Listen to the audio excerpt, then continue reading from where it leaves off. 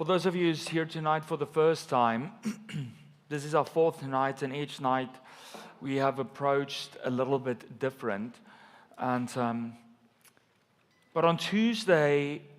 Wednesday, so second night, we started speaking about our own hearts and how we do not want to miss out on what God wants to do, on the feast that God has prepared because of the hardness of our own hearts. But tonight, I want to move from the place where we do introspection into our own hearts to a place where we do introspection collectively as the church. Now, I don't think we realize how much we depend on electricity and on light until it goes off. And we still have some nice light coming through the windows. But if we were to turn off all of the lights in here tonight, like suddenly people would be taking out cell phones and turning on flashlights and things. Because when the lights goes off and everything is dark, suddenly the most ordinary things become difficult. Walking across a room becomes difficult. Finding something like your keys becomes difficult. Darkness changes a room instantly. And I believe that our world is suffering, the world that we live in today, not just because of the presence of darkness. We cannot escape that. We can see it all around us in the world. But the world is suffering not just because of the presence of darkness, but I believe the world is suffering because the light that is supposed to illuminate the darkness is hidden so often. And the Bible tells us that the church is supposed to be light that illuminates the dark. So tonight we're going to talk about this, and our topic tonight is we were meant to shine. And we're going to read from Matthew 5. So I've invited you previous nights as well. Please bring your Bibles. Nothing is going to be on the screen tonight of this, and we intentionally do it that way for this week on Sunday. Everything will be back to normal. But tonight we're turning to Matthew 5, the first gospel in the New Testament. This is part of the Sermon on the Mount, where Jesus is giving one of the biggest sermons he's ever preached. And Jesus is touching on a lot of different subjects. And here there's specifically this address to his disciples, to his followers. And this is what he says in Matthew 5, verse 13. Jesus said, "You are the salt of the earth. But what good is salt if it has lost its flavor? Can you make it salty again? It will be thrown out and trampled underfoot as worthless. You are the light of the world, like a city on a hilltop that cannot be hidden.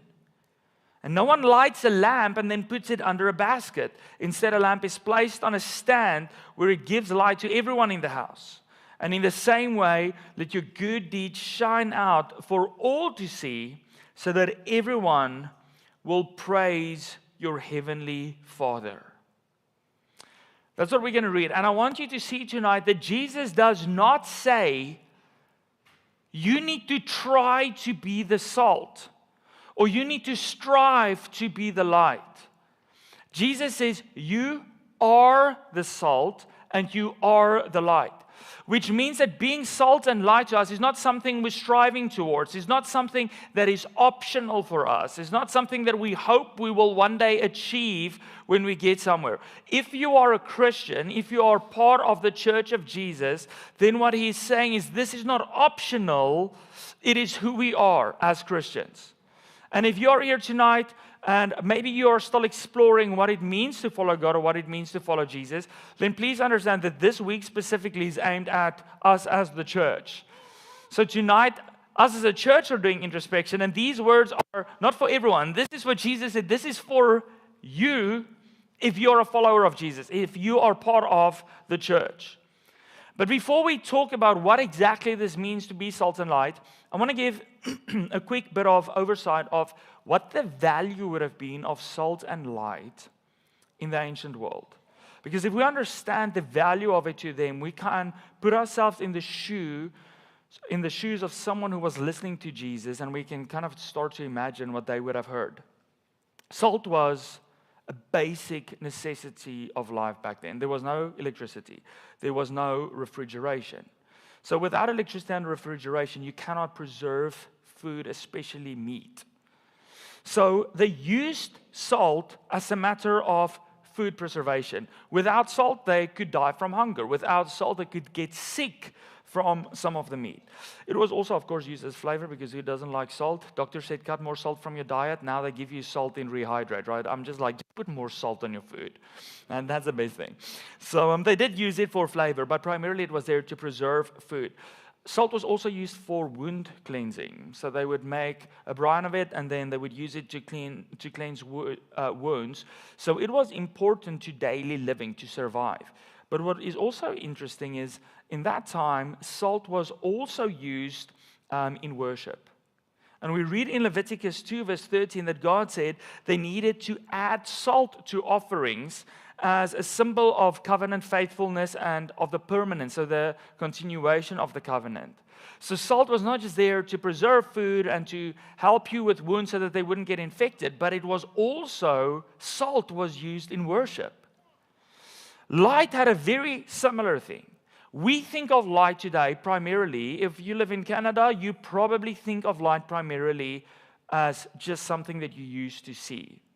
If you come from different places in the world where it's not as safe as in Canada, you would know that, like South Africa, we don't just see light as something to illuminate our houses. It is security. And for them, it was the same. Darkness wasn't just inconvenient. It didn't just limit activity and movement. It caused safety issues. So they literally needed light to make sure that they were safe. But lamps were also used in worship, and especially back in the day of the tabernacle, when they still worshiped God in a tent, and then in the temple, light had sacred significance, and they would light these different lamps as part of their worship. So what I want you to hear tonight is that salt was valuable to them, not simply because it existed. Salt was valuable because it affected everything it touched. Light wasn't valuable to them because it shone on itself. Light was valuable to them because it pushed away darkness. So without salt and without light, people were in real danger. They could get food poisoning. Wounds would get infected. They couldn't see, and they were unsafe in the dark. So without salt and light, people were in real danger, and their worship was also poorer because both of these items was used in worship. And it's within this understanding of salt and light, how important it is for life and worship, that Jesus speaks about his church, about his followers, his disciples, as being salt and light. And I think it is possible for the church to remain present in the world while no longer preserving, while no longer illuminating, and while no longer revealing the kingdom of God to the world. And I truly believe that whether we know it or not, whether we want to believe it or not, the effects of a church that has lost its saltiness and that has lost its light is visible in the Western world all around us. And someone once asked me, Louis, what is your problem with the church in the West? I grew up in the church in the West, in South Africa, okay, when the church I was in was just like this. I don't have a problem with the church in the West, but Christianity is growing almost everywhere in the world except for the West. All across Asia. There's more Christians today, they estimate, in China than there are people in the US. And across the world, the church is growing except for in the Western world. And I'm like, why? Because I think the church has lost its light and its salt. And it's visible.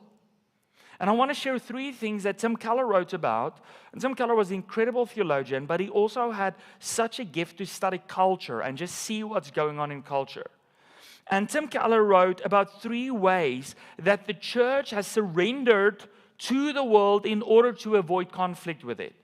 So another way to say it in light of our text, 3 ways that the church has surrendered its salt. It has surrendered its light in order to not upset someone. Because salt burns if it comes on a wound, right? It says in the first half of the 20th century, mainline Protestants, and we are all Protestants, made a big move to be relevant to modern people who could not believe in the supernatural. Because the thought was that modern people would eventually lose all belief in a supernatural world because of technology. So churches started started de-supernaturalizing the Christian message. And maybe like, this doesn't make sense. We see it all around us. We see many churches that do not really talk about the Holy Spirit, where it doesn't really feature, not in the churches that I grew up in as well. We see a lot of people that don't believe the gifts of the Holy Spirit exist anymore, although the Bible never tells us that it ceases, although every single one of our church fathers for hundreds of years wrote about the continuation of the spiritual gifts of the Holy Spirit. We see in theology today, like in a seminary, a place that teaches you how to interpret the Bible, seminary that I studied in, stuff was taught like that Jesus wasn't physically resurrected because they couldn't believe that something supernatural could happen. Or that we don't have a real enemy, the devil. It's just evil in the world. Or that the Bible isn't divinely inspired by God. Things that Christians have held onto for 2,000 years, suddenly the church started letting go of.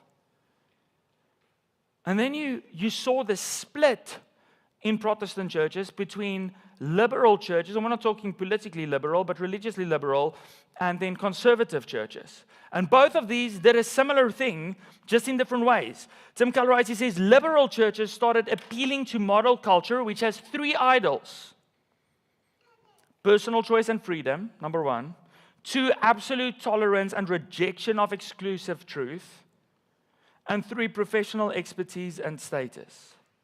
So what a lot of our mainline denominations did, and you see a lot of them dying today, is they started to accept whatever the world said was acceptable. So they started accepting modern sex ethics. They started to do away with church discipline. They stopped preaching Christ as the only way to salvation. Suddenly I'm sitting with Christians that do not understand that Jesus said, I'm the only way to the Father. There is no other way. And ministry became more and more therapeutic, and Christians stopped being empowered to live out the ministry that God has called them to. But in the conservative circles, you might be like, I'm so thankful I'm in a conservative church. So a similar thing happened. But he said the idols are just different in conservative churches. The idols there is an idealized past.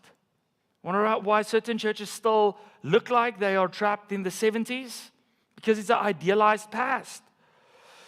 The nuclear family, one's own race and traditional culture.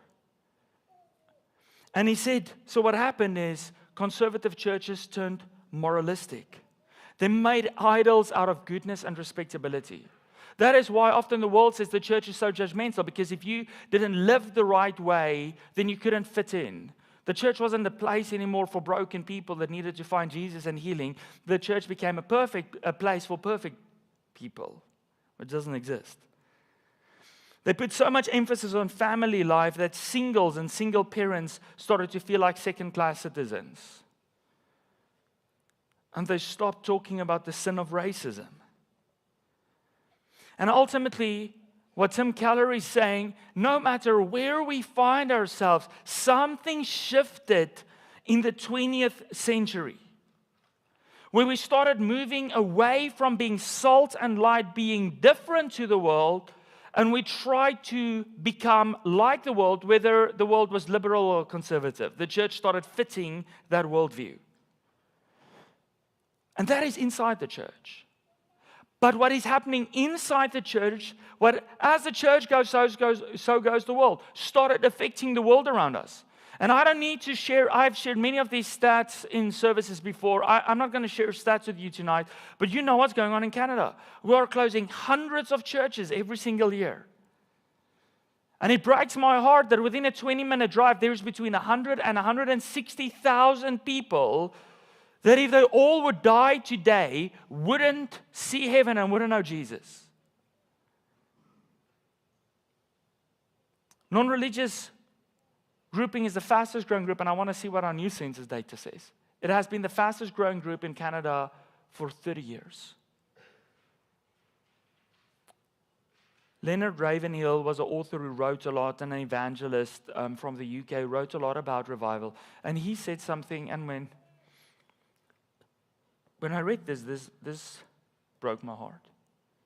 He said, I do know that hell is burning while the church sleeps. While we have been holding conferences on theological puzzles, men have dropped into Christless graves by the millions. And we mouth words about eternity, but we live and think as if time will never end. And if you say, like, Louis, but we live in such difficult and hard circumstances. You know how many people were in the upper room? This coming Sunday, we're celebrating Pentecost, when the Holy Spirit was poured out. 120 people were in the upper room. They had no modern digital media. They had no printing presses. There wasn't all kinds of theological seminaries. And yet, that 120 turned the world upside down. And they didn't have it easier. In fact, if they spoke about Jesus, they were killed by the Jews, they were killed by the Romans, they were killed by everyone. But they turned the world upside down.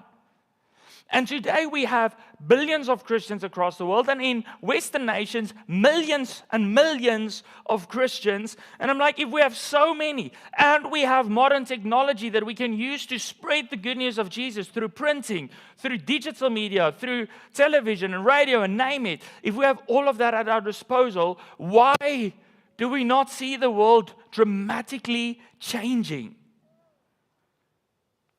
You know what did not change? Jesus. And I think of how it must have been to be alive 2,000 years ago and to hear Jesus preach some of the most radical things people would have heard in their lifetime. And to see Jesus touching someone who couldn't hear and they can hear, and touching someone who couldn't see and they can see, and telling someone to stand who could never walk and they walk. And I'm like, people were drawn to Jesus. He chased demons back to hell. But I don't think people walk into the average church today and see that Jesus.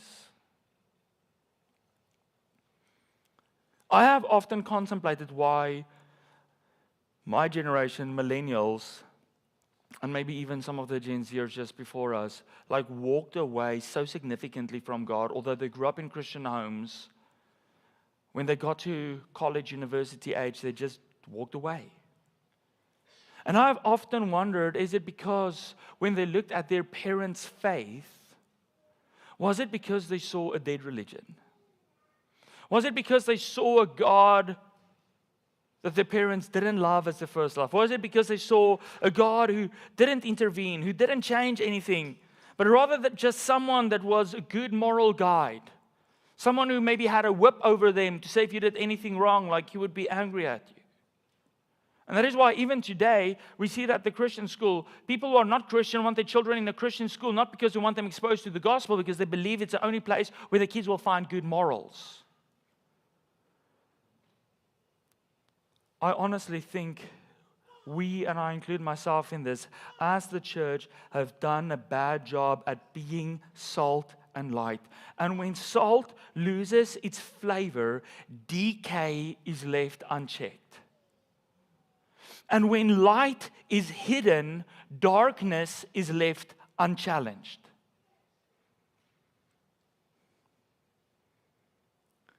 It left the church powerless, and the world suffers. And why this breaks my heart so much is because God didn't create the A, B, and C plan. We read in the Bible, he had an A plan, and that was his church. And his church is supposed to share the good news. That's what the word gospel means. It's good news. The church is supposed to share the good news with a world that's living in darkness. We were at a conference a couple of weeks ago, and Andy Stanley was speaking there, and he said, listen, if it sounds so good to you that it's too good to be true, then you are probably at the right place. Because the gospel is good news. And Jesus created the church to share the good news with the world. And I believe as a church, We need to get to the realization that we are not the church God has called us to be. We are not a place of influence for the kingdom of God. The church was never supposed to be filled with complacent Christians. In fact, Jesus speaks about the fact in the book of Revelation where he challenges the church. He says, if you are lukewarm, you're either cold, so you're not following me, or you're on fire. But it's like if you're in the middle, if you're lukewarm, what does he say? I will spit you out. And what does Jesus say in Matthew about salt? What happens to salt if it loses its saltiness? He said it is thrown out and it is trampled underfoot. People walk on it. It is the only thing that's still worth there is that it becomes a pathway. We need revival. God's way. We need to become salt and light again. Because the church was never meant to blend in to the world, but to bless the world by being visibly different for the glory of God.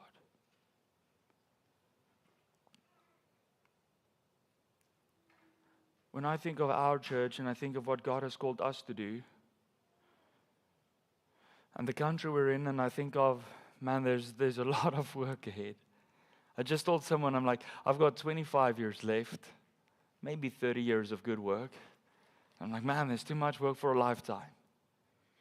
But when I think of what God has called us to, I don't think our primary issue for achieving that is people. Because we said 120 changed the world. We're now over 400 people on a Sunday. We're about 800 people that call Grace Church home. People is not the problem. Money is not the problem. We always can do more stuff if we have more money, but we are a wealthy church if you compare it to 90% of the rest of the world, right? The problem is a spiritual power problem. Does our church possess enough spiritual vitality to carry out the task that God has called us to? And I believe we need, and this is something that I've prayed about for our church as well, that there will be such a spiritual atmosphere in our church that it will be visible to the world. That when people are in contact with us, when they walk into our spaces, into our houses, into our church facility, that Jesus would become visible to them. And that is what Jesus said. We need to be like a light on a hilltop. A light that cannot be hidden, not a light that is buried somewhere or put under a bucket, but he says, like a light on a lampstand. The higher it is, the more it illuminates. And that is his picture for the church. That no matter where people are, in the darkest of spots, if they look in this direction, they see there is a light somewhere and they can go towards that light. The only hope for the world, for Canada, is new spiritual life in the church. It's a revival. And the question is, how do we get there? How do we become light and salt when our light has gone dim and when our salt has lost its flavor?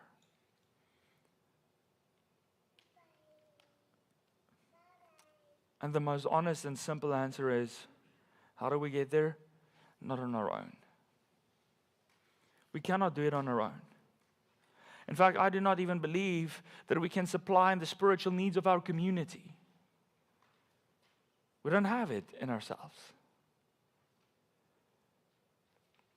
Someone has to mine salt. Someone has to light the torches. On our own, we cannot do it. And I believe only Jesus and only His Spirit can do it. But we do have a role to play. And in Revelations 2 verse 4, to one of the other churches, Jesus says, I hold this against you. This is not to you as an individual. This is to us as the church. You have forsaken the love you had at first. Some translation says you have forsaken your first love. Consider how far you've fallen. Jesus says, consider how you've lost your salt. Consider how you've lost your light. if people cannot see you burn wherever you go, if people cannot taste the salt wherever you walk, then something has gone missing. Consider how far you've fallen. He says, repent. And do the things you did at first when you fell in love with Jesus. But he says, same as what he said in Matthew, if you do not repent, I will come to you and remove your lampstand from its place.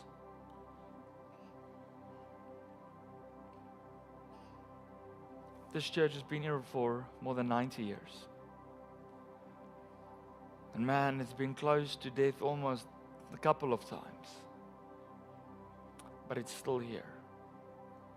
Because Jesus has not removed our lampstand. But collectively, I believe as the church, we need to repent and return to our first love. That Jesus will restore our lampstand, that we can shine like the sun. We need God to restore us. We need God to bring revival. We do not need to be a church that's trying harder and harder to manufacture light. We do not need to be a church that somehow tries to flavor ourselves into a salt-like flavor. We need God to reignite in us what has gone dim.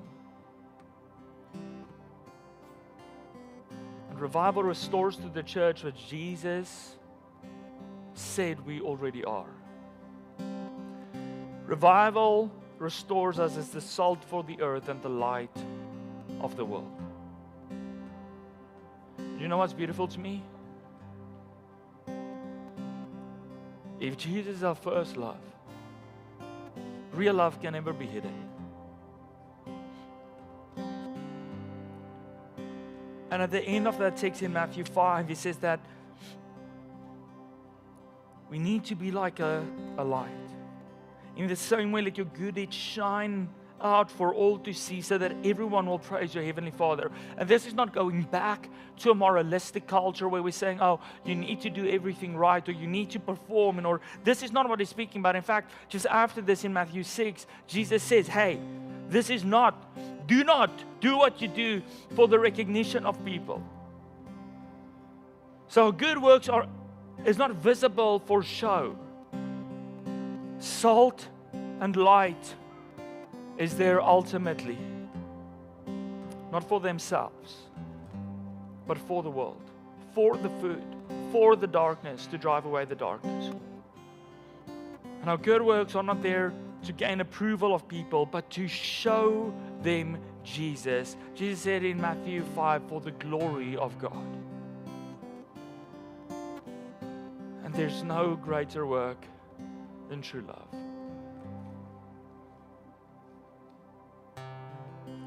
So like light that's visible on a hill, so our love, I believe, will shine in darkness. Our love for God will shine in a world that is so dark, that struggles to find love, that struggles to figure out what it means.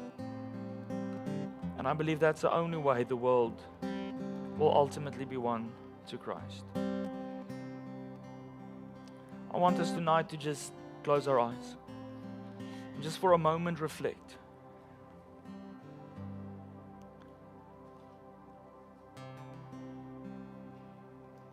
Where have we hidden the light of Jesus in our lives? Maybe at work, maybe in your family, or when you're with your friends, maybe at school. Where have we blended in instead of being distinctly different because of Christ? Where have we loved our comfort in this church more than the mission that God has sent us on? Where have we cared more about church for us than being light for the world? Where have we lost our love for Jesus and our compassion for the world around us?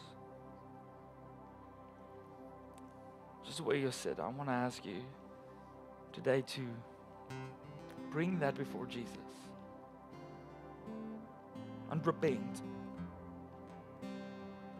And then we're going to ask Him to ignite a new light in us.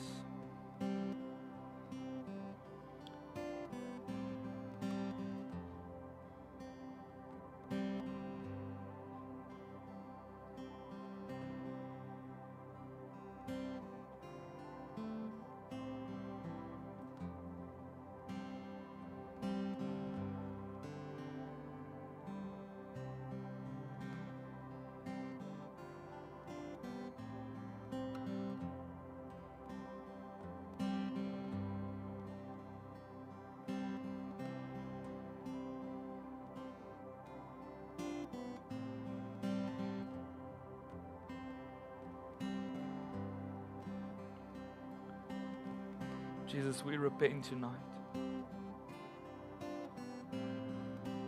that as your church we have lost our saltiness and we've lost our light. We repent, Jesus, that we have lost you as our first love, and we've replaced it with convenience and comfort and security and power and money and spouses and children.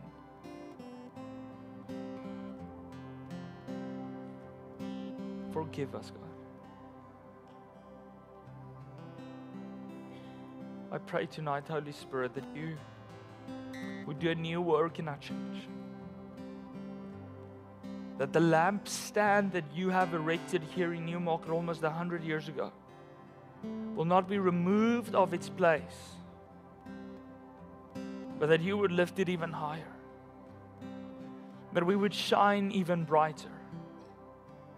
And in the world that is desperately in need for Jesus, a world that's living in darkness, that the light of Jesus would be so bright in our lives as individual followers of Jesus, but also as us as a church, that people would be drawn to us. I pray, Jesus, that you would make us salt again for this earth. That in our places of work, in the circle of friends that we hang out with, in the schools that we go to, on the social media that we scroll on and post on, everywhere we go, I pray that we would flavor this world with the flavor of Jesus. God, we know we cannot do this on our own. And therefore we reach out to you today. We cry out, Jesus, that you would do a work again like you did on the day of Pentecost. That you would pour out your Spirit on us and that you would empower us. That you would send revival. That would awaken something in us, but that would also change the world around us. In Jesus' name we pray. Amen.